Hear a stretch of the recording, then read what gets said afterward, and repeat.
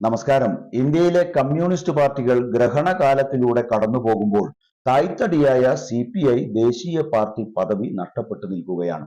പ്രധാന ശിഖരമായി വളർന്ന CPM ഏത് സമയത്തും ദേശീയ പാർട്ടി പദവി നഷ്ടപ്പെട്ടേക്കാമെന്നുള്ള നിലയിലുമാണ്. ഒരു കാലത്ത് കേന്ദ്രത്തിൽ കോൺഗ്രസ് ഇതര ഭരണകൂടങ്ങൾ സൃഷ്ടിക്കുന്നതിൽ ചെറുതല്ലാത്ത പങ്കുവഹിച്ച ഇടതുപക്ഷം ഇന്ന് തീർത്തും അപ്രസക്തമായിരിക്കുകയാണ്.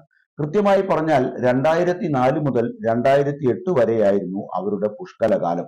2008 ജൂലൈ മാസം അതുവരെ രാജ്യം കണ്ടിട്ടില്ലാത്ത രാഷ്ട്രീയ കരുനീക്കങ്ങൾക്കും നാടകീയതകൾക്കുമാണ് ദേശീയ നേതൃത്വം സാക്ഷ്യം വഹിച്ചത്. ആണവ കരാറുമായി മുന്നോട്ടു പോകാനുള്ള തീരുമാനത്തിൽ പ്രതിഷേധിച്ച് മൻമോഹൻ സിംഗ് സർക്കാരിനുള്ള പിന്തുണ പിൻവലിക്കാൻ ജൂലൈ 8 AKG ഭവനിൽ ഇടതു പാർട്ടികൾ യോഗം ചേർന്ന് തീരുമാനമെടുത്തു. 62 MP-മാരുള്ള ഇടതു പാർട്ടികൾ പിന്തുണ പിൻവലിച്ചതോടെ UPA സർക്കാർ പ്രതിസന്ധിയിലായി. പിന്നീട് നടന്ന കരുനീക്കങ്ങൾക്കും സംഭവ ബഹുലതകൾക്കുമൊടുവിൽ ജൂലൈ 22 പാർലമെന്റിൽ UPA സർക്കാർ വിശ്വാസ വോട്ട് നേടി. BJP അംഗങ്ങൾ ഉൾപ്പെടെ 9 പ്രതിപക്ഷ MP-മാർ സർക്കാരിനെ പിന്തുണച്ച് വോട്ട് ചെയ്യുകയുണ്ടായി.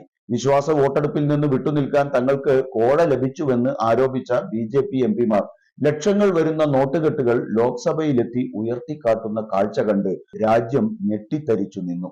അന്ന് രാജ്യത്തിന്റെ അധികാരം നിർണയിച്ചിരുന്ന CPM-ഉം ഇടതു പാർട്ടികളും ഇന്ന് എത്തി നിൽക്കുന്നത് അതിജീവന പാതയിലാണ്. 43 സീറ്റുകളുമായി 2004 രാജ്യത്തെ ഏറ്റവും വലിയ മൂന്നാമത്തെ പാർട്ടിയായിരുന്ന CPM-ന് ഇന്ന് 3 ലോക്സഭാ അംഗങ്ങൾ മാത്രമാണുള്ളത്. മറ്റു ഇടതു പാർട്ടികൾ അതിനേക്കാൾ ക്ഷയിച്ചിരിക്കുന്നു. 3 സംസ്ഥാനങ്ങളിൽ അധികാരത്തിലിരുന്ന CPM ഇന്ന് കേരളത്തിൽ മാത്രമാണ് ഭരണത്തിലുള്ളത്. പശ്ചിമ ബംഗാളിലും ത്രിപുരയിലും 2ാം സ്ഥാനത്ത് പോലുമില്ല. അധികാരമുള്ള കേരളത്തിൽ പാർലമെന്റിലേക്ക് അവസാനമായി ഒറ്റ സീറ്റിൽ മാത്രമാണ് ജയിക്കാനായത്. തമിഴ്നാട്ടിൽ DMK കോൺഗ്രസ് മുസ്ലിം ലീഗ് മുന്നണിയിൽ മത്സരിച്ചാണ് 2 സീറ്റുകൾ തരപ്പെടുത്തിയത്. പാർട്ടിയുടെ നിലനിൽപ്പ് ഭീഷണിയാകുന്ന സ്ഥിതിയിലേക്ക് പോകാതിരിക്കാൻ ഇത്തവണ സീറ്റു നില ഉയർത്തേണ്ടത് അനിവാര്യമാണെന്ന വിലയിരുത്തലാണ് ജനുവരിയിൽ തിരുവനന്തപുരത്ത് ചേർന്ന CPM കേന്ദ്ര കമ്മിറ്റി യോഗം നടത്തിയിട്ടുള്ളത്. വീണ്ടും ഒരു ലോക്സഭാ തെരഞ്ഞെടുപ്പിന് രാജ്യം ഒരുങ്ങി നിൽക്കുമ്പോൾ മുൻകാലങ്ങളിലെ ഇടതു പാർട്ടികളുടെ പ്രകടനം എങ്ങനെയായിരുന്നുവെന്ന് വിശകലനം ചെയ്യുന്നത് ശ്രദ്ധേയമാണ്. ഇടതു പാർട്ടികളുടെയും CPM-ന്റെയും സുവർണ കാലഘട്ടമായിരുന്നു 2004.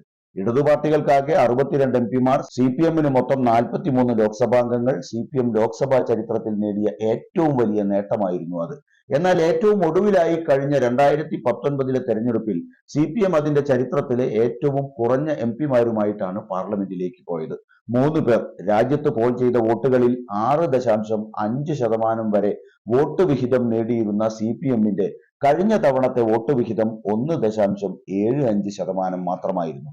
43 സീറ്റുകൾ നേടിയ 2004 5.7% വോട്ടുകൾ അവർ നേടിയിരുന്നു.